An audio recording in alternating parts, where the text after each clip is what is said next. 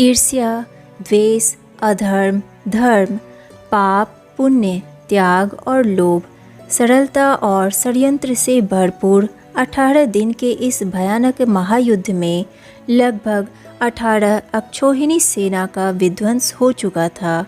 इसमें 11 अक्षौहिणी सेना कौरवों की थी और 7 अक्षौहिणी पांडवों की। एक अक्षौहिणी में 21,870 रथ, 21,870 हाथी, 1,09,350 पैदल और 65,610 घोड़े होते हैं। कुल अनुमान के अनुसार 66 करोड़ 10,20,000 सैनिक मारे गए थे और लगभग 24,165 सैनिकों ने भागकर जान बचाई थी। भयानक नरसंहार और ऋषि मुनियों के ज्ञानोपदेश से भी प्रतिशोध की अग्नि बुझ नहीं पाई। अभी उसका पूर्णतया पटाक्षेप होना शेष था। धृतराष्ट्र अपने शेष परिवार के साथ अंतिम संस्कार के लिए हस्तिनापुर चले। जब युधिष्ठिर को पता चला कि वीरों को अत्येष्टि कर्म करने के लिए धृतराष्ट्र हस्तिनापुर को चल दिए हैं, तो वे भी भाइयों द्रौपदी, श्री कृष्ण, सात्यकी और युयुत्सु सहित वहां जा पहुँचे। उनके पीछे रोती हुई नारियों का दल चल रहा था।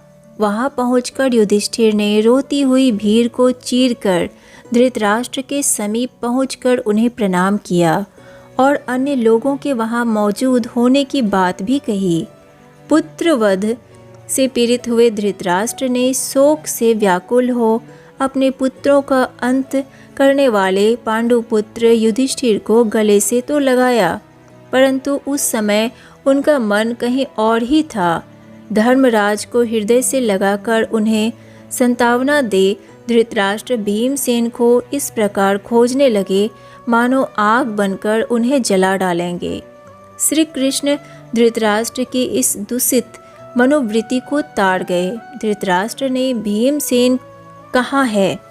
धृतराष्ट्र ने कहा, भीमसेन कहाँ है? कहकर जैसे ही उसे अपनी भुजाओं में भरने के लिए हाथ फैलाए, श्री कृष्ण ने भीमसेन को झटका देकर वहां से हटा दिया और पहले से ही तैयार एक लोह मूर्ति धृतराष्ट्र के आगे रख दी।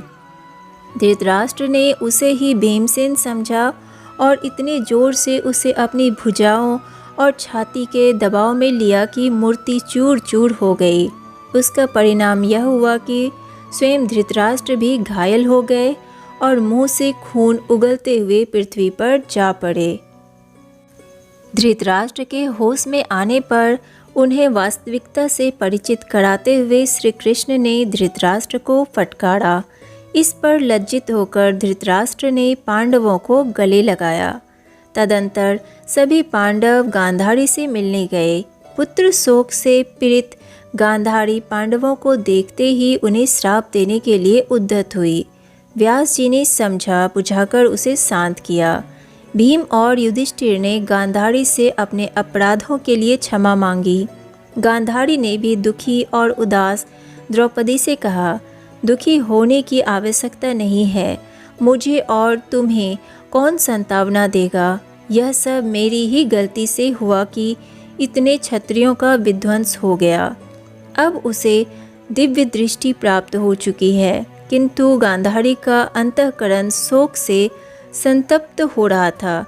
जितना हो वह अपने पुत्रों के मृतक देह को देखती उतना ही विलाप करती।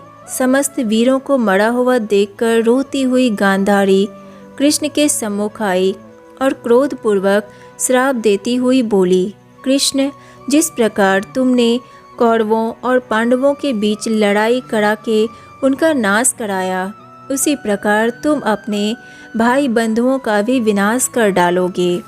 आज से 36वां वर्ष उपस्थित होने पर तुम्हारे कुटुंबी, मंत्री और पुत्र सभी आपस में लड़कर मर जाएंगे। तुम सबसे अपरिचित और लोगों की आँखों से ओझल होकर अनाथ के समान वन में विचरोगे और किसी निंदित उपाय से मृत्यु को प्राप्त होगे। श्री कृष्ण ने मुस्कुराकर गांधारी का श्राप ग्रहण किया।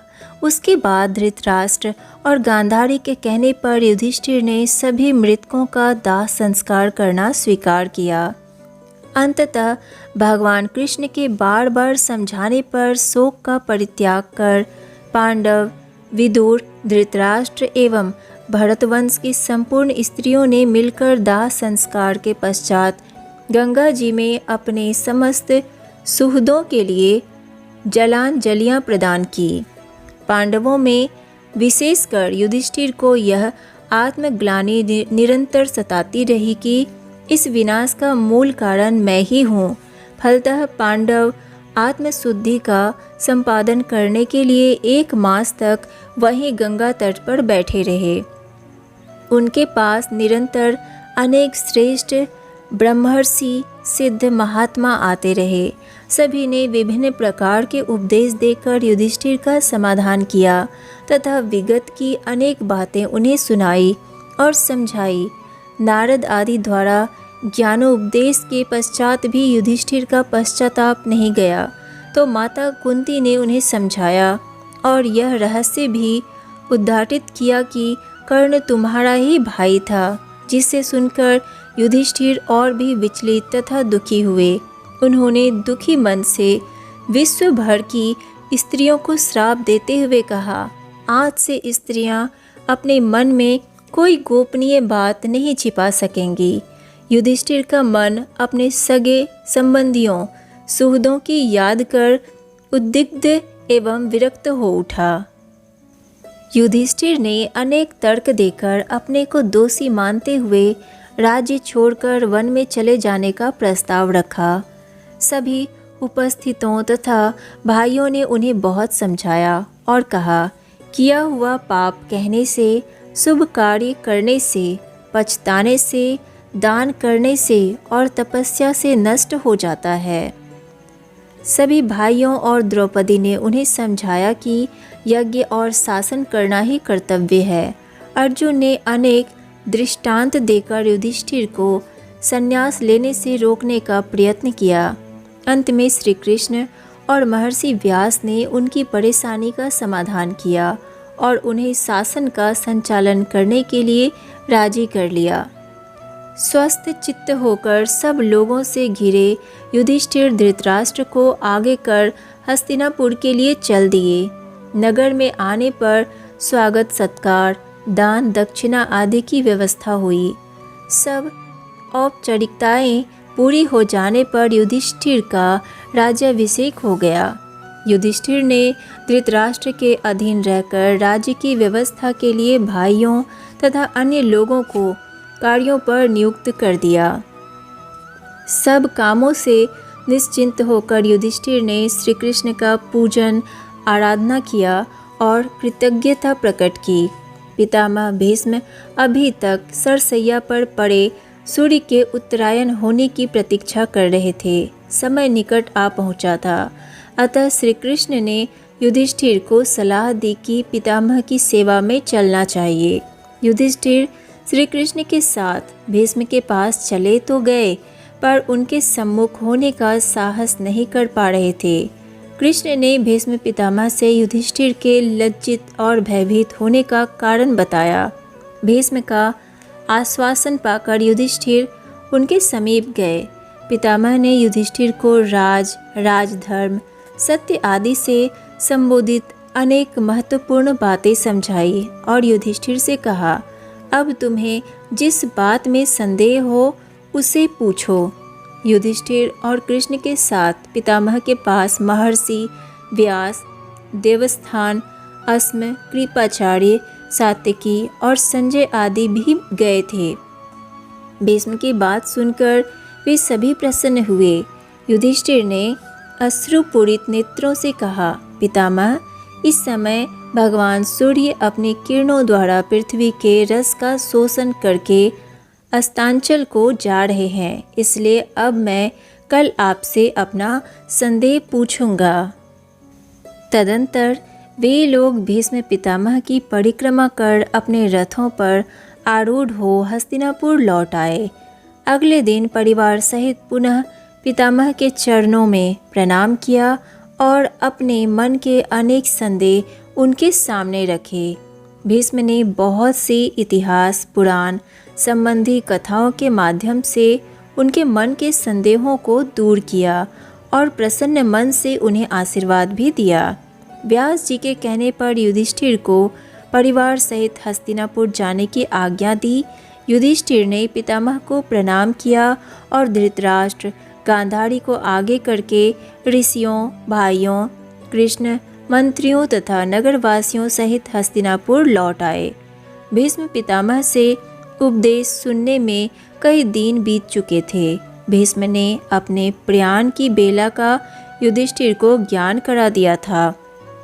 50 रात तक हस्तिनापुर में रहने पर युधिष्ठिर को उस समय को ध्यान आया और वे भीष्म की अंत्येष्टि की सारी सामग्री लेकर याजकों सहित भीष्म की ओर चले।